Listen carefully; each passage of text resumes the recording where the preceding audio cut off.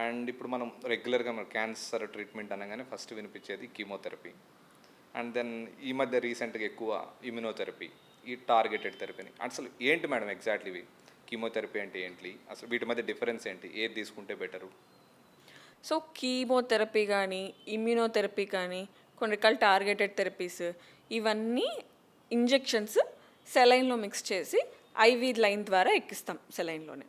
So సింపుల్గా అందరికీ అర్థమయ్యేలా ఎక్స్ప్లెయిన్ చేయాలంటే, కీమోథెరపీ అనేది అన్ని సెల్స్ని చంపుతుంది. Cancer cells as well as normal cells రెండింటిని చంపుతుంది. ఫాస్ట్ గ్రోయింగ్ సెల్స్ అన్నిటిని చంపుతుంది.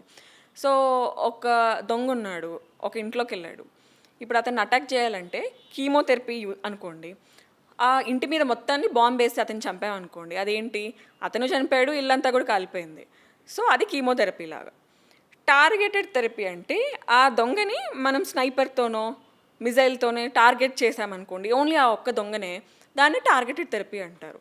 అంటే టార్గెటెడ్ థెరపీ అంటే ఆ క్యాన్సర్ కణాల మీద కొన్ని స్పెసిఫిక్ ప్రోటీన్స్ కానీ మ్యూటేషన్స్ కానీ ఉంటాయి. వాటిని స్పెసిఫిక్గా అటాక్ చేసి చంపితే దాన్ని టార్గెటెడ్ థెరపీ అంటారు.